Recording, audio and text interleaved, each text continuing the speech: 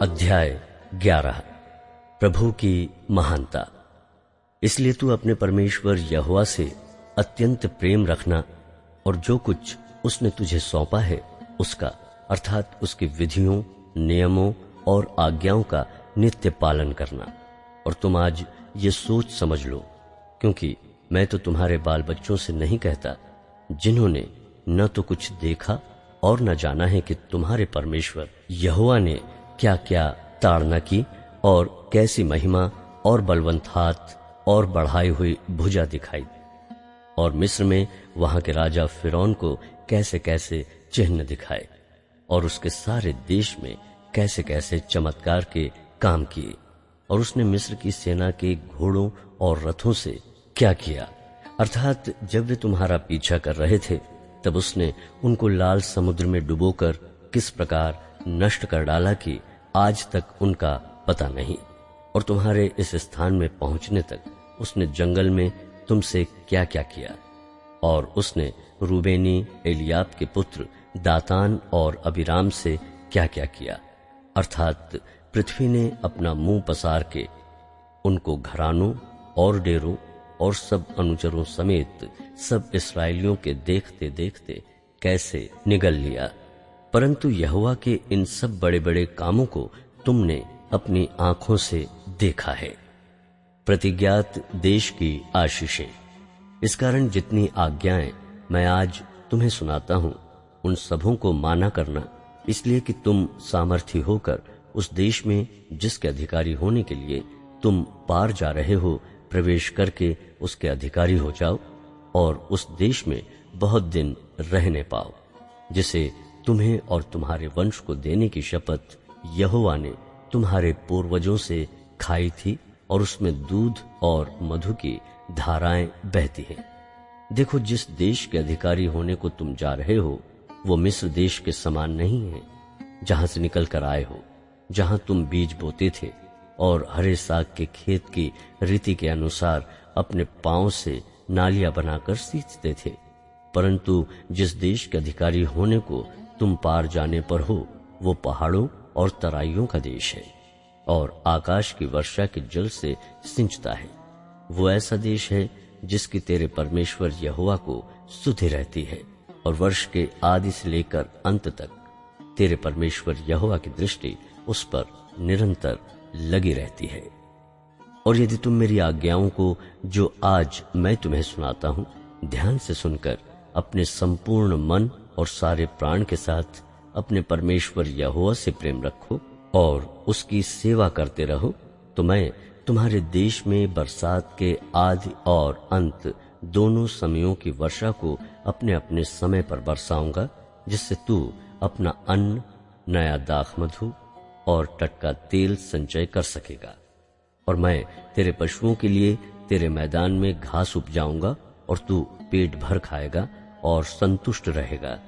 इसलिए अपने विषय में सावधान रहो, ऐसा न हो कि तुम्हारे मन धोखा खाए और तुम बहक कर दूसरे देवताओं की पूजा करने लगो और उनको दंडवत करने लगो, और यहोवा का कोप तुम पर भड़के और वो आकाश की वर्षा बंद कर दे और भूमि अपनी उपज न दे, और तुम उस उत्तम देश में से जो यहोवा तुम्हें देता है शीघ्र नष्ट हो जाओ। इसलिए तुम मेरे ये वचन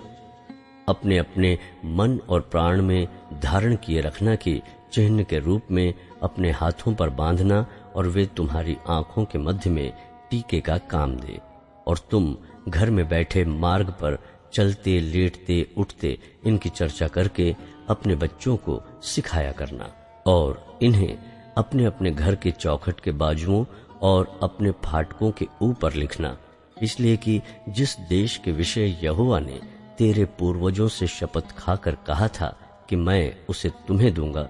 उसमें तुम और तुम्हारे बच्चे दीर्घायु हों, और जब तक पृथ्वी के ऊपर का आकाश बना रहे तब तक वे भी बने रहें।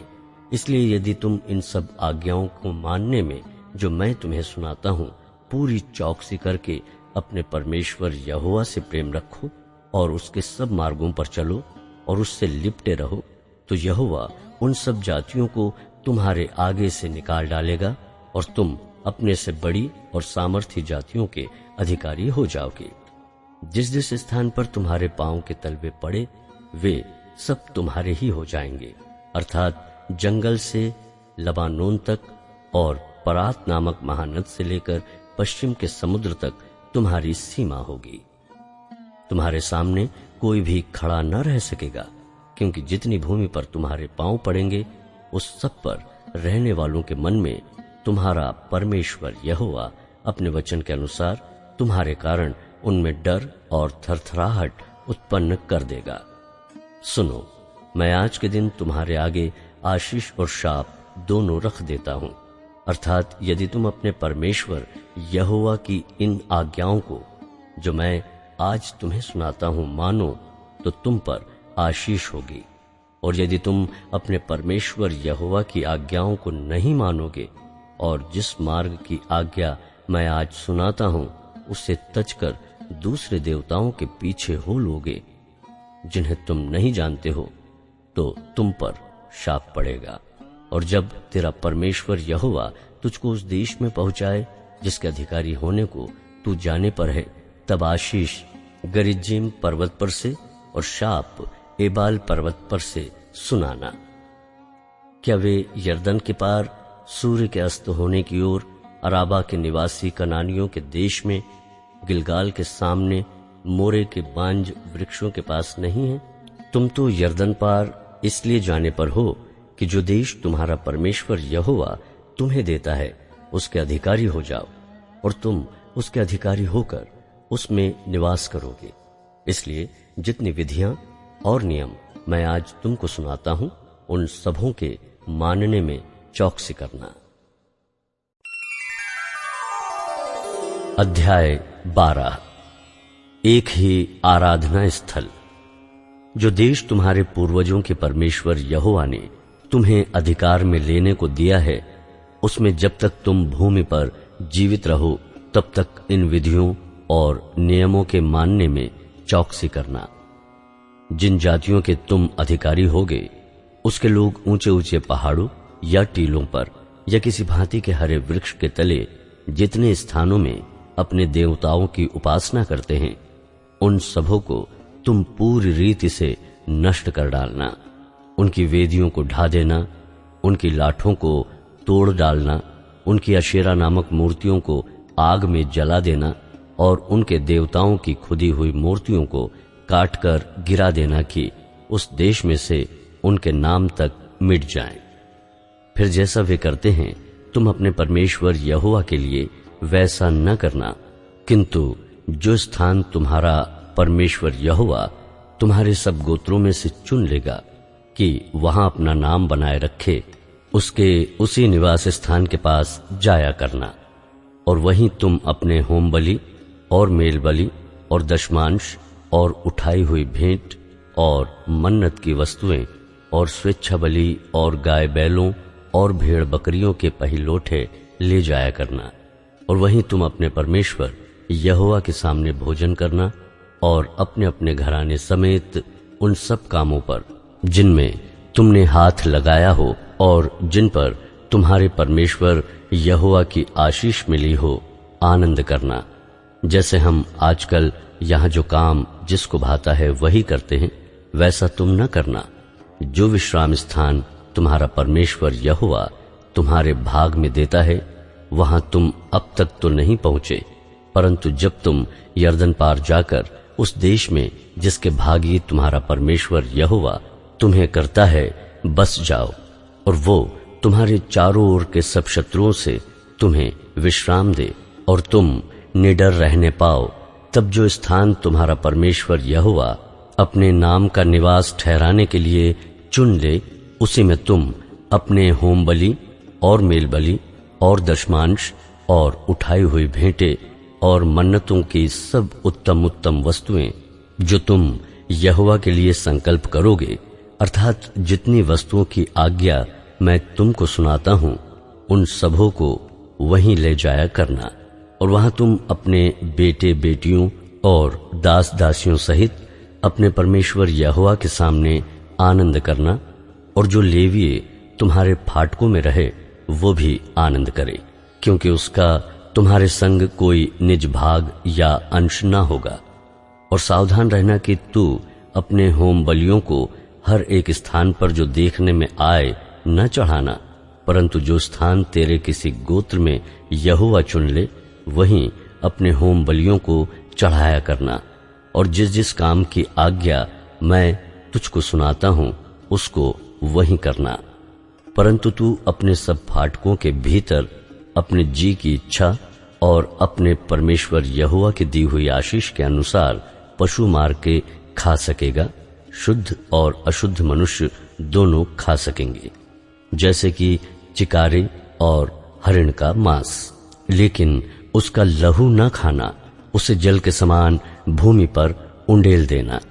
फिर अपने अन्न या नए दाख मधु या टटके तेल का दशमांश और अपने गाय बैलों या भेड़ बकरियों के पहिलौठे और अपनी मन्नतों की कोई वस्तु और अपने स्वेच्छाबलि और उठाई हुई भेंटें अपने सब फाटकों के भीतर न खाना। उन्हें अपने परमेश्वर यहोवा के सामने उसी स्थान पर जिसको वो चुने हुए अपने बेटे बेटियों और दास दासियों के और जो लेवीय तेरे फाटकों के भीतर रहेंगे उनके साथ खाना।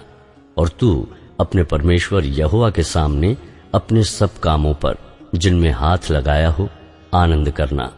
और सावधान रहे कि जब तक तू भूमि पर जीवित रहे तब तक लेवियों को न छोड़ना। जब तेरा परमेश्वर यहोवा अपने वचन के अनुसार तेरा देश बढ़ाए और तेरा जी मांस खाना चाहे और तू सोचने लगे कि मैं मांस खाऊंगा, तब जो मांस तेरा जी चाहे वही खा सकेगा।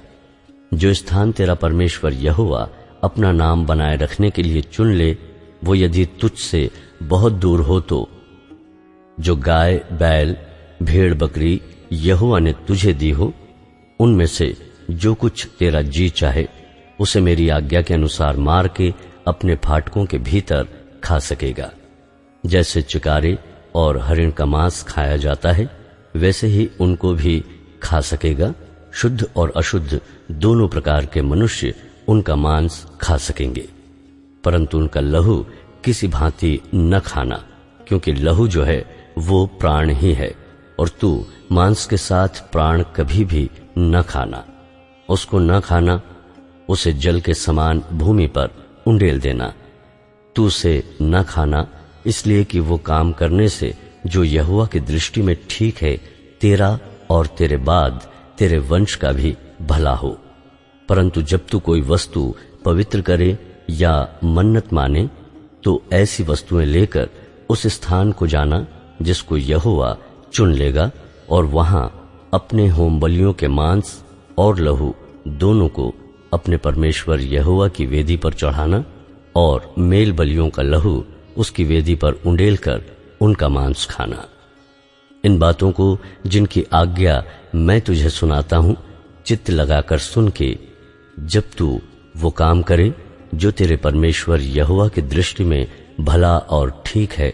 तब तेरा और तेरे बाद तेरे वंश का भी सदा भला होता रहे। मूर्ति पूजा के विरुद्ध चेतावनी। जब तेरा परमेश्वर यहोवा उन जातियों को जिनका अधिकारी होने को तू जा रहा है तेरे आगे से नष्ट करे और तू उनका अधिकारी होकर उनके देश में बस जाए, तब सावधान रहना कहीं ऐसा न हो कि उनका सत्यानाश होने के बाद तू भी उनके समान फंस जाए। अर्थात ये कहकर उनके देवताओं के संबंध में ये पूछताछ न करना कि उन जातियों के लोग अपने देवताओं की उपासना किस रीति से करते थे, मैं भी वैसे ही करूंगा। तू अपने परमेश्वर यहोवा से ऐसा व्यवहार न करना, क्योंकि जितने प्रकार के कामों से यहोवा घृणा करता है और बैर भाव रखता है, उन सबों को उन्होंने अपने देवताओं के लिए किया है।